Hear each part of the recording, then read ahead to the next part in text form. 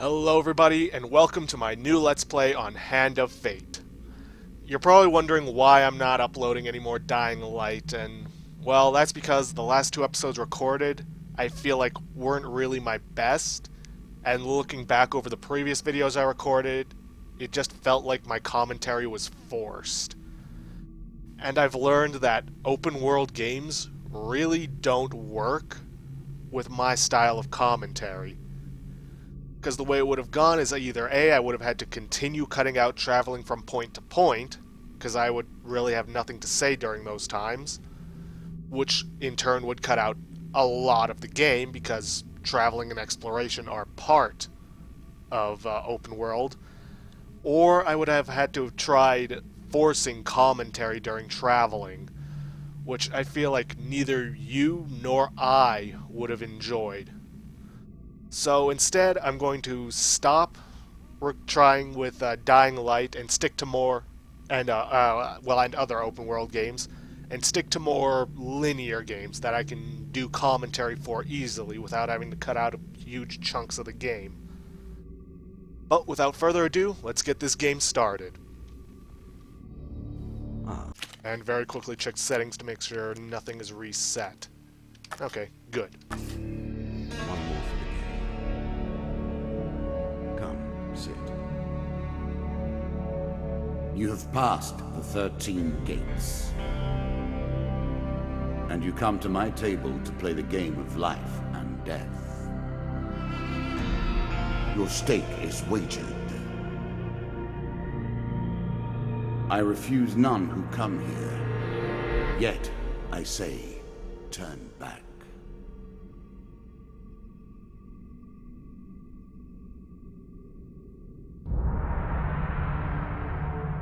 By the way, the audio and video aren't out of sync.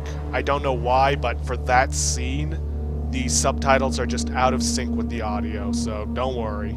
The game begins. One lives and one dies. Let us see what you are made of. Ah, yes, the Jack of Dust. Here is the first member of my court, the Jack of Dust. 12 in all must fall before you may challenge me. Yeah, these guys essentially serve as the bosses. There's the Dust, the Plague, the Dragon, and the Skull, each with a Jack, a Queen, and a King. And each boss has their own special abilities. For example, Jack can perform unblockable attacks, and his followers steal your gold each time they hit you. Which, when he's as a final boss, really doesn't matter all that much, because you don't get to keep gold from game to game. But it does become important later on, and each of these guys comes with their own lore. In Jack's case, in the ruins of an ancient temple among the eternally shifting sand dunes lives the mysterious leader of the Desert Bandits, infamous for his reign of terror over any spice caravans that dare take their chances traveling through his domain. He rules as a king over the barren of returning lands. to the fray. No, I'm not. I'm just explaining things for the viewers.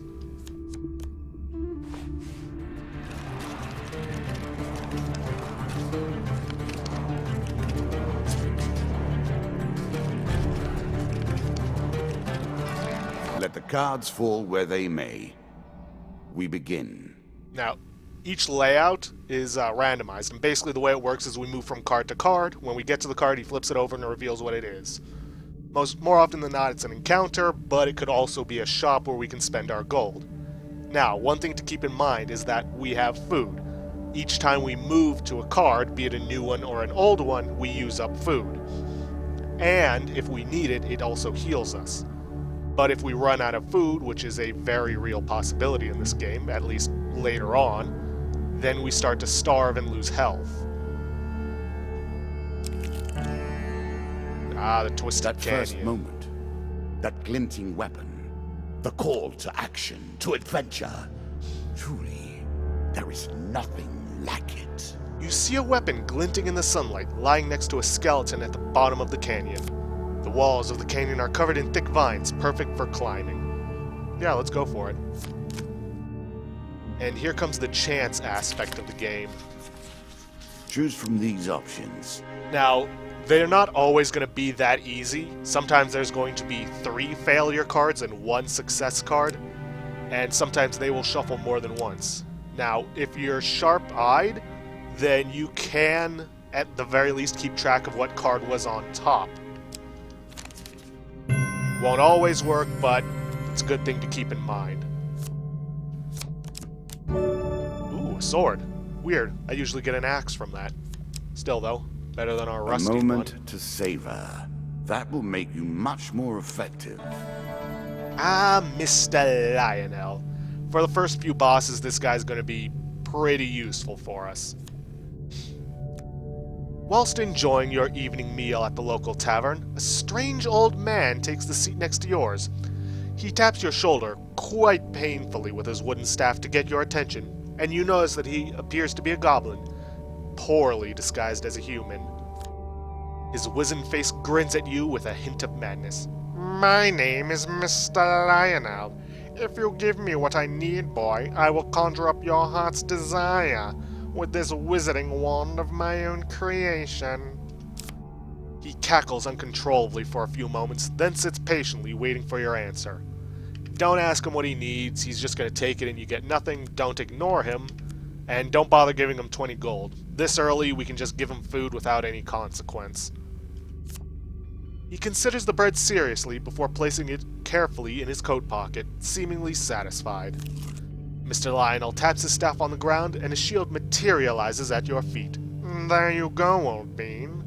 He smiles, a warm grin that reveals all of his chipped and yellowed teeth. "Your face reminds me of my son. I haven't met you before, have I?" Draw 1 equipment card. Ah, shield. What this basically allows us to do is it allows us to reflect some enemy attacks, and it allows us to counter, which we could not do previously without it. So, for a while, this guy's going to be valuable to us. You can now reflect your opponent's ranged attacks using your shield. Make good use of this skill if you wish to survive. Yes, I know. Ah, the Maiden. She'll also be useful, but for a lot longer than Mr. Lionel. One day in a shady forest, you encounter an elf maiden. She stops to greet you. "I am Marith of the Forest Folk. My people have long helped the mortals of this realm. What boon would you ask of me?" We don't need longer life, considering this is the tutorial. We don't need supplies, because our food will last a lot longer than we'll need it to. So let's go for gold. Marith seems surprised. It is unlike an adventurer to beg for coin, but very well, if that is your wish. Let's see. Ooh, 20 gold. I'm sure you are grateful for that. 15 gold. 20 gold again. Decent sum. It is said that the sharp-eyed adventurers may protect themselves from the worst of Lady Luck's contrary nature. Farewell, mortal. Basically, she was saying what I told you earlier, that you can sort of keep track of the cards. Bound once more, seeking the heart of it all. Yep, on each stage there's always an exit point that you need to take in order to get to the next quote-unquote You're on level. the final floor of our simple map. Your opponent waits here for you. Find him. Keep in If you mind... defeat me, well, it is early to be talking about victories and losses. Let us see what you're made of. Keep in mind, not every boss level is going to be laid out in a straight line. Sometimes they will be a jumble, like a square or multiple pathways. And when you do find the boss, you have to fight them, whether you want to or not. And we get an ambush. What did you think would happen with a card called Ambush, eh? Which does allow me to show off the combat. 3 of dust, shouldn't be too much of a problem. The dust are basically just bandits.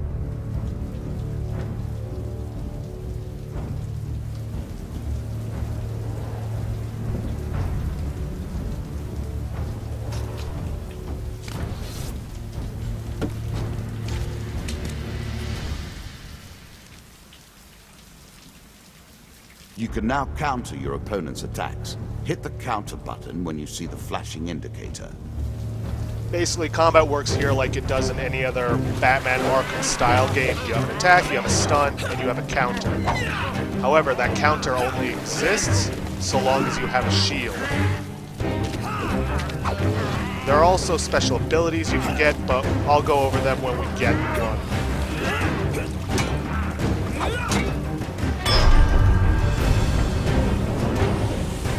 And that was it.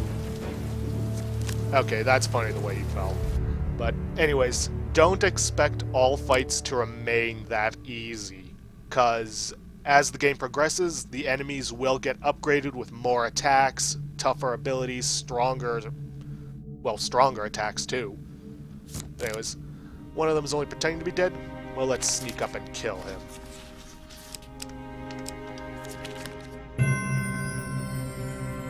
And we get 3 more game cards. Ooh, some equipment, which is exactly the same. The most fundamental symbol of might Yeah. for an age. But we can sell it later. 5 food, which is pointless, and 3 food, which is pointless. Ah, shops. In a shady grove off the beaten trail, you find a traveling merchant looking to trade with wandering adventurers. General shops offer a range of items and healing, but at prices a little higher than usual. Greetings, wise traveler. I have much to offer you. If you were wondering why you've been collecting all that gold, you now have your answer. We're starting to get into the meat of the game now. The back and forth between resources and rewards. Yeah, basically at shops like these, you can sell old equipment that you don't need anymore. Although I'm assuming that the basic rusty axe just gets thrown away. You can also buy food. Now, the amount of food you can buy and for how much it'll cost will differ from shop to shop, as there is not just a basic shop.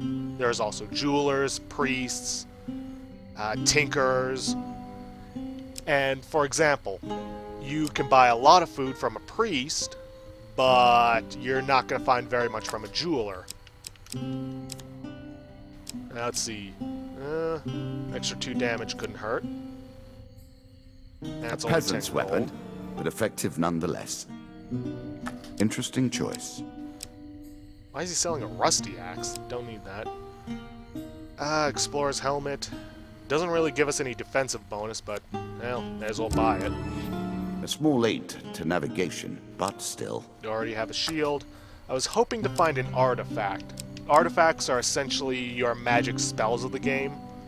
They allow you to perform powerful attacks. You can always review your cards here.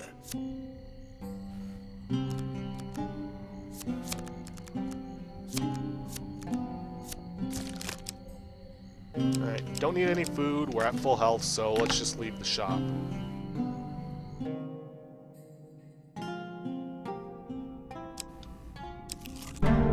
And a winding trail. An ambush. Hardly fair, is it? Suddenly, a tree falls across your path, blocking the way ahead. Weapons bristle from the trees around you, their wielders' faces obscured by the undergrowth. Give us all your gold or die. Even though I don't actually need it, I'm not handing it over to them. You shout a battle cry and raise your weapon. Plus, it's just 2 of them. I can handle that.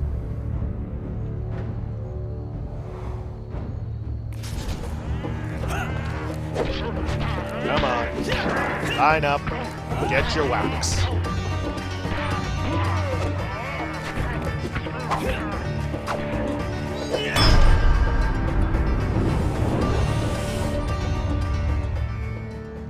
No challenge.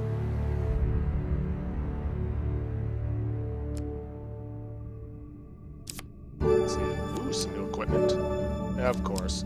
Are you a woodsman turned warrior now? Hehehe. Though as much as I've just mocked him, I do enjoy the commentary from the narrator. Very well done. And now, it's on to the Jack of Dust. You have reached my first champion. A good man, driven to madness by a war that took all from him. Wife and child, kith and kin. From such dark and brittle iron I forge my tools. Now we see your mettle. Fine then, bring them on. This token will unlock more cards if you can defeat this encounter. Oh yeah, something I forgot to mention.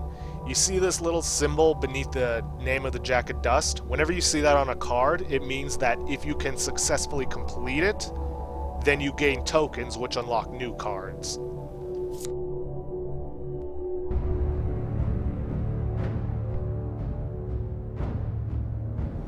And he's got 4 compatriots with him.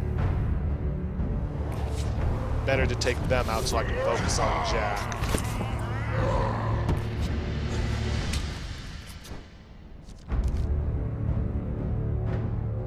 Some enemy attacks cannot be blocked or countered.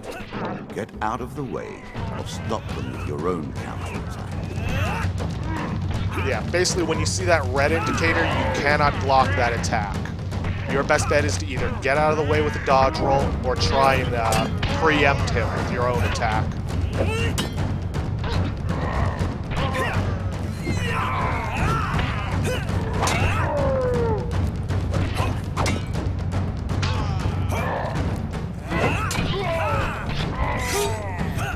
Or, I guess, stun. Ah. Good rule of thumb, don't get too greedy with your attacks. Even though it moves slowly, it does have a wide range. But, overall, not too challenging. Not surprising considering this is a tutorial, but still. Down into the worms with him. Perhaps there is peace for him in the grave, poor soul. One champion has been sent to the cabinet.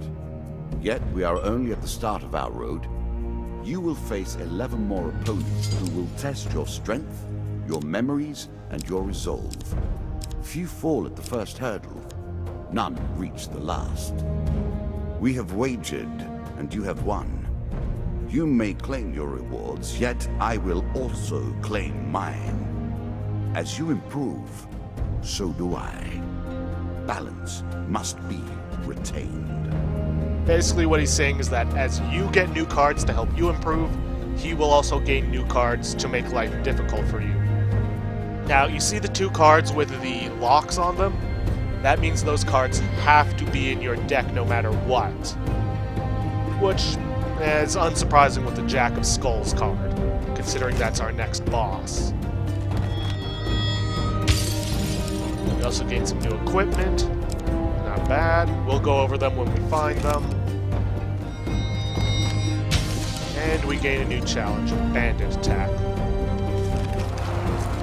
Shall we deal again? We will, but on the next episode. If you guys like what you see, please leave a like and perhaps subscribe for future content. See you guys in the next episode.